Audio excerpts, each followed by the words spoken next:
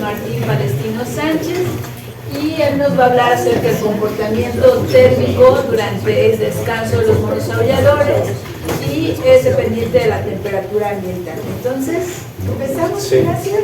Buenas tardes a todos. Hoy vengo a platicarles la relación que hay entre la temperatura y la conducta térmica, lo cual nos puede ayudar a comprender esta respuesta conductual que les permite, en este caso a los monos aulladores, mantener un equilibrio con el ambiente. Para comenzar, como todas las especies, los mamíferos, en este caso los monos aulladores, están adaptados a una zona termoneutral, que es el rango de temperatura donde el organismo no va a consumir más recursos como energía o agua para mantener su temperatura corporal estable. Sin embargo, conforme incrementa o decrementa la temperatura e influye en la temperatura corporal, estos individuos se van a salir de esta zona donde van a invertir más energía o más agua para regular su temperatura con respecto a la del ambiente. Ahora, estas respuestas para regular esa temperatura se puede dar fisiológicamente, como es la sudoración o el jadeo, o conductor, que en términos generales en primates parece ser la respuesta principal. En una revisión realizada por Thompson y Herman el año pasado, acomodó en 4 gremios las conductas térmicas, ¿no? Donde resalta principalmente el uso de los cambios en los presupuestos de actividad, seguido del uso de microhábitats, posteriormente las posturas del cuerpo, y por último, el enfriamiento por evaporación. Este último más asociado con una respuesta fisiológica. Entonces podemos hablar de que los primates aparentemente están utilizando más una respuesta conductual para termorregular. En el caso de este trabajo me voy a centrar en estas dos conductas, donde están marcadas como separadas entre sí. Ahora, en el mono aullador ya se ha descrito que suelen utilizar diferentes posturas corporales de acuerdo a cómo fluctúa la temperatura ambiental y que estas las pueden utilizar en diferentes tercios arbóreos. Aquí combinaríamos el uso de posturas y el uso de microhábitats, que está más asociado a estos tercios arbóreos. Donde quiero que se centren es en dos posturas. La principal es la postura semifetal, que es la que utiliza principalmente a temperaturas más bajas en las zonas altas de los árboles, y la postura de extendido, que lo utilizan a temperaturas más altas en las zonas bajas de los árboles. Entonces se empieza a ver un patrón de que podrían estar interactuando estas dos conductas térmicas, por lo cual nos llevó a investigar si ya sabemos que la temperatura está modulando la conducta térmica, hay una relación o están asociadas tanto el tiempo como la temperatura en que usan estas conductas, ¿no? Ahora, esto de trabajo lo realizamos en 3 lugares diferentes en la región de los Tuxtlas. Cada uno de estos lugares presentó características únicas.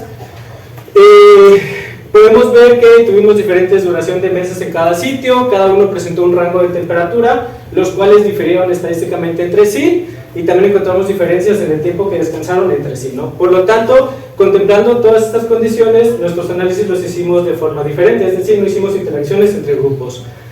Ahora, para ver esta asociación entre la temperatura y el tiempo, utilizamos un análisis de correlación canónica. Este tipo de análisis nos permite ver la asociación entre dos conjuntos de variables, en este caso, temperatura y tiempo. Utilizamos los valores promedios por grupo para evitar problemas de pseudoreplicación y así cumplir con los supuestos estadísticos. Utilizamos 2 matrices, la primera tenía los valores promedios de la temperatura de cada postura en cada tercio arbóreo, y la segunda matriz los valores promedios del tiempo en cada tercio arbóreo.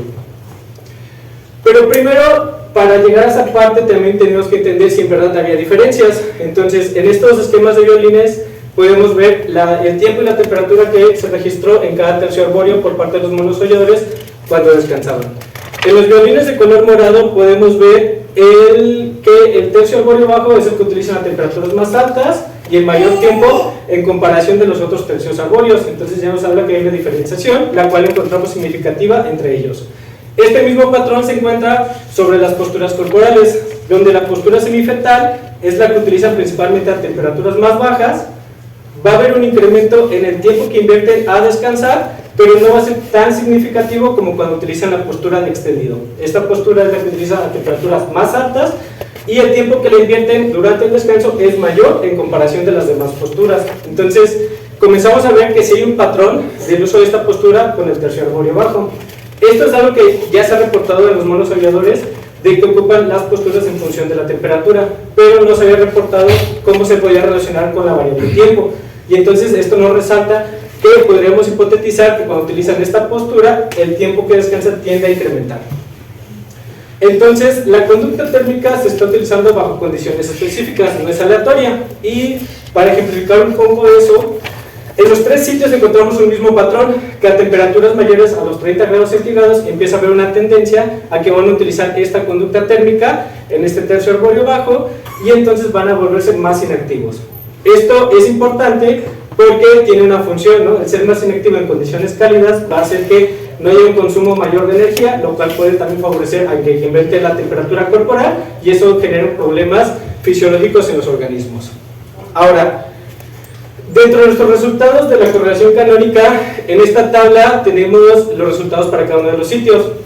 Los cuadros de color rojo representan una relación positiva y los cuadros azules una relación negativa. Existe un patrón entre los 3 sitios donde la postura semifetal presenta una correlación positiva tanto en el tiempo como en la temperatura registrada en el tercio arbóreo alto. Y esto mismo se observó cuando utilizan la postura extendida en la temperatura más alta y en tiempos más altos durante el descanso. Entonces vemos que sí hay una asociación en conjunto de cómo están utilizando estas conductas térmicas los primates, y a pesar de que la revisión es muy interesante porque abarca toda esta parte, muy probablemente estamos viendo que los monos, en este caso los monos ayudadores en la región de los Tuxtlas, están utilizando conductas térmicas en conjunto que les van a permitir termorregular, ¿no? Y si somos un poco más abiertos, podríamos incluir los cambios en los presupuestos de actividad. ¿Por qué? Porque si estamos viendo que incrementa el tiempo que descansan cuando utilizan esta conducta, pues también puede ver como un reflejo de una interacción entre los 3 comportamientos térmicos. Esto es importante porque, como lo mencioné, se ha descrito que son estrategias de cierto modo separadas, porque obviamente se basó a lo que marcaba la literatura, pero es importante considerar actualmente o de aquí en adelante esta interacción entre las conductas térmicas que podrían ayudar a ver esta capacidad que tienen los individuos para termorregular.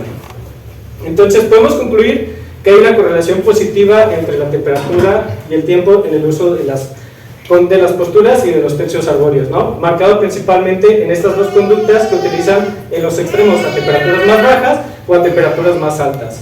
Dentro de las posturas o el tercio arbóreo medio no hubo tanto marcado esa relación, y por eso nos centramos en los resultados en estas 2 estrategias. Vemos que hay un incremento conforme incrementa la temperatura ambiental, los individuos pueden volver o pueden tener una tendencia a descansar más tiempo.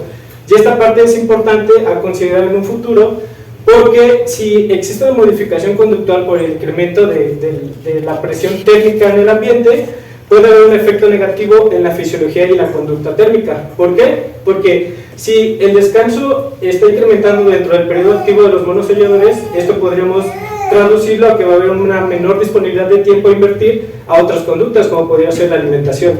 Y de la alimentación es donde obtienen principalmente la energía y el agua que estos individuos pues requieren para sus funciones, y en este contexto para termorregular, porque son los 2 recursos que se utilizan sí o sí para regular la temperatura corporal, ¿no? Sumado a esto, de que en el caso de los primates y de forma particular en el género Loguata, la conducta de bebida no se ha marcado tanto, ¿no? Entonces, gracias.